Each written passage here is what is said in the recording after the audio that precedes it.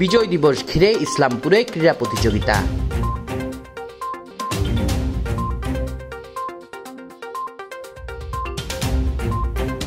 মহান বিজয় দিবস উপলক্ষে রাঙামাটি পৌরসভার ১ নং ওয়ার্ডের ইসলামপুরে গ্রামীণ ঐতিহ্যবাহী খেলাধুলার আয়োজন করা হয়েছে।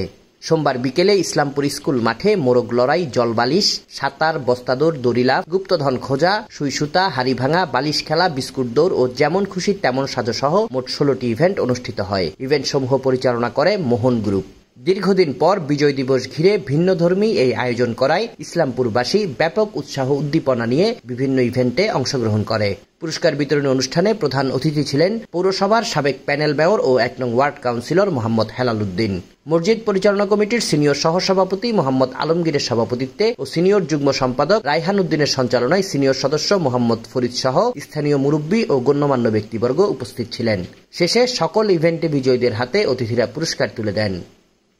Desk report, CST TV।